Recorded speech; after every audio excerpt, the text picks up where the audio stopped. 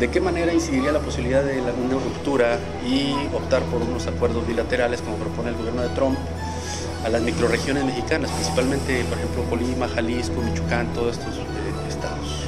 Bueno, primero, muchas gracias por la invitación y agradezco el interés y el espacio. Bueno, sin duda es uno de los temas de la agenda bilateral que más ha captado atención por el alto contenido político electoral que tiene en los tres países. Si te fijas, el tema del Acuerdo de Libre Comercio desde sus orígenes siempre fue polémico en los tres países. Tenemos elecciones en México el próximo año, tenemos elecciones intermedias en Estados Unidos el próximo año. Y bueno, pues por supuesto que está cargada de contenido político electoral. Sin duda tendría un impacto quizá inmediato, en particular de manera macro con el tipo de cambio, ¿no? Por ejemplo. Pero me parece que una vez, atemperado esas pequeñas noticias hacia los mercados que generan incertidumbre, principalmente en los negocios, viene un periodo de estabilidad. ¿Por qué? Porque también los acuerdos comerciales, y dependiendo de cómo se lleven a cabo ya estas negociaciones bilaterales, van a tener que ser muy sustentadas en los sectores estratégicos para ambos países. Entonces, si representa un sector estratégico para Estados Unidos, el automotriz, por ejemplo, o los electrodomésticos, o lo agroindustrial, por ejemplo, que ha pesado mucho en las últimas conversaciones, pues sin duda Estados Unidos tendrá que flexibilizar un poco más sus posiciones, ¿no? Si es un tema prioritario para México, pues el tema de, digamos, o para Canadá, el tema de los sueldos, ¿no? Las asimetrías de los sueldos, etcétera. Pues bueno, ahí México tendría, y sus cúpulas empresariales tendrían que revisar un poco el tema sin perder competitividad y habría que hacer una revisión.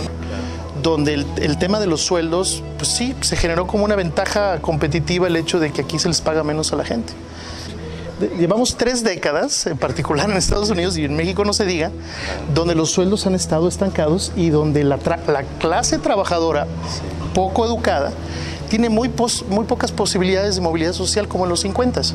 Entonces, por eso cuando tienes a un Trump diciendo, oigan, vamos a hacer Estados Unidos grande nuevamente, pues está apelando a los años 50, a toda esta idea pues de sueño, de manufactura, de industrialización, que es un espejismo, ¿no? Bueno, sin duda, Colima es un estado, por decirlo así, demográficamente pequeño, presupuestalmente, geográficamente, pero es muy grande en su posición estratégica, no nada más para el país, sino para toda una región.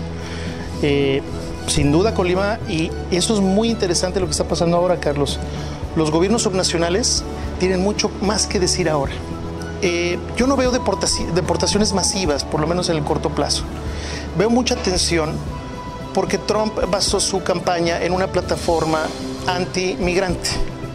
Él prácticamente utilizó 3 cosas: el tema de la economía, el tema de la migración y sus guerras culturales, ¿no? ¿Quiénes están padeciendo ya la incertidumbre? Pues aquellos migrantes indocumentados, pues que no saben a dónde irse.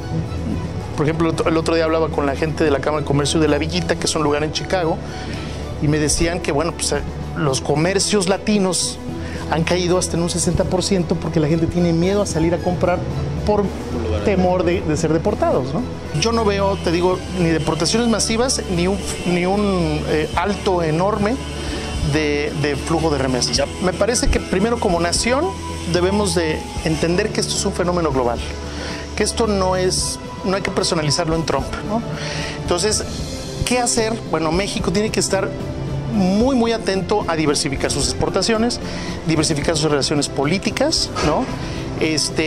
Y los estados, pues bueno, dentro del ámbito de sus atribuciones, ser más competitivos, buscar más productividad, generar también oportunidades en otros mercados. Estados Unidos es un pueblo entero. Entonces, y Estados Unidos en buena medida siguen siendo amigos de nosotros. El tema es que la élite política ahora tiene otra visión del mundo, no nada más de México. Eso es muy importante, claro. No lo tomemos personal. Sí. Tienen otra visión del mundo. Hoy nos enteramos que Trump acaba de decidir salirse de la UNESCO, por ejemplo. Tenemos una enorme responsabilidad, si compartimos la frontera con Estados Unidos, de conocernos mejor. Claro, claro. ¿No? Porque también eso ha sido parte del problema de la política exterior mexicana actual. que incluso nuestras élites no entendieron bien por dónde venía el asunto. Definitivamente no podemos aislarnos de esta aldea global, ¿no? Muchísimas gracias. Gracias, Carlos. Gracias. Buenas tardes.